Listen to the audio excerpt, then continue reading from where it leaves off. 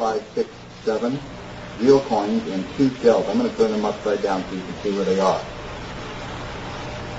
So now when you start, 2 shells will be placed over 2 coins, of course. And 2 other coins will be exposed, and 3 coins will be hidden in your hands. Now you're thinking, how am I going to hide 3 coins? I'm not that advanced in coin magic. Well, I'm sure that most people who are learning to do coin magic know how to classic palm a coin. And sometimes they know how to classic palm 2 coins. And sometimes they know how to classic palm 3 coins. And to drop each coin off is a very difficult thing to do. But with practice, of course, you can do that. And that's what I do in this routine. Except for I try to make it easy on myself, because sometimes in order to drop each coin in succession, you may goof and drop 2 at the same time. That will be no good. So what I've done is this. I place the coins on the table. I have 2 coins classic palmed in my right hand. And I place the 3rd coin in finger palm. So it's a matter of holding 3 coins like so. And of course you can pick these coins up and you can look pretty natural. You can take them out of your pocket, out of your coin purse, and still have these coins in position. With a little bit of practice, anyone can do it. Well, maybe about a year, who knows. But the main thing is to put the coins out in a natural position. Now these 2 coins here have shells on them. These 2 coins have no shell. There's a shell coin here and a shell coin here. To my left, to your right. Now, when I start the routine, I have 2 coins classic palmed in the right hand, 1 coin finger palm. And as I approach the table, I just drop the finger palm coin onto the table. At the same time, I move forward, and I actually place that coin right here under the heel of my hand. Now David Roth, he uses the same clip, but he floats them around on this part of the thumb.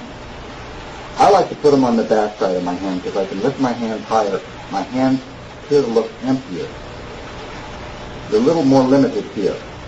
I'm real comfortable putting them on the butt of the hand. Whatever comes natural, whatever feels best is what a person should do. So, the 2 coins are classic palm. This coin will now go from finger palm, it will be dropped on the table, and all I do is put it right here on the butt of my hand, and I move it forward and relax.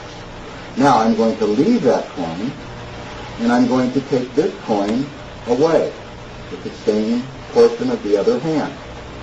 So as I approach, I move forward. Now notice how the hands, when you have something classic palm, you can't really open the hands too wide, so I tend to keep them in a cup position. Because that way they both look the same. I don't want one hand to look paralyzed and one hand to look like this. So I approach them like this, as if I'm being secretive. And I'm going to do something. I'm going to do something secretive. That way it justifies the hands in this position. So now I come forward and I drop this coin off and I take this coin away. So it looks like 1 coin has traveled. Now this routine is done rather rapidly. I don't take my time. What I do is I approach, I drop it off, and I show. Now I pick it right back up and go into the same position. I pick the coin back up. Then I move forward and I drop it off here. And then I drop this coin off over here. And then now as I drop it off, you'll notice I take a coin away. Now I'm keeping these coins classic palms at the same time. So let's start over. This coin goes first. This coin goes second. I move forward and drop this one off. I come over here and drop this one off. So instead of repeating the same move, what you can do is rewind the tape and then go over and see the sequence once again. So let's move on. So when we started, remember the coins are classic palmed in the right hand. When it's in the finger palm position, you drop it on the table. You move forward, you drop the coin and move the shell coin away. Then you come back and you pick it up. Now each time I pick it up, I sort of wiggle my fingers. Now I come forward and I deposit the coin I just took in the leader position, or the forward position. At the same time, I take this coin away.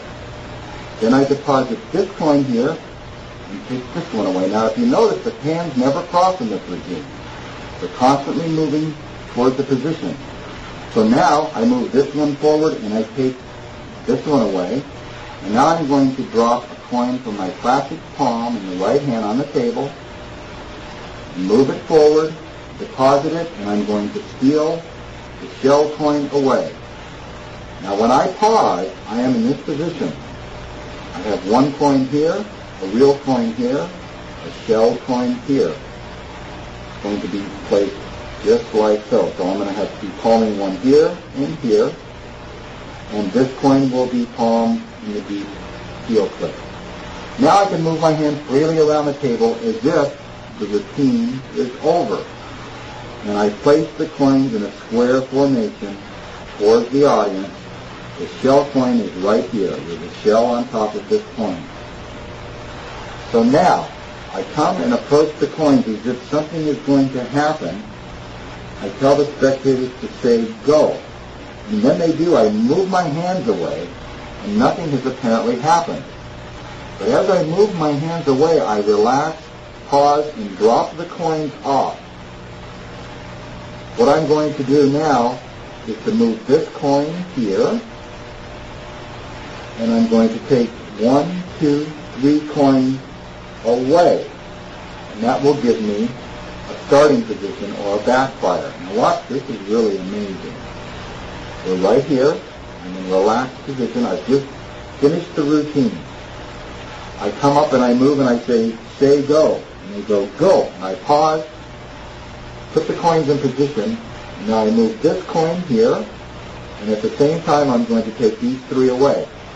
When I take them away, I'm going to place my hand on all 3 coins and move them aside. This is where they'll be in my hand. They'll be in this position. 1, 2, 3. 1, 2, 3. Nice little L position. So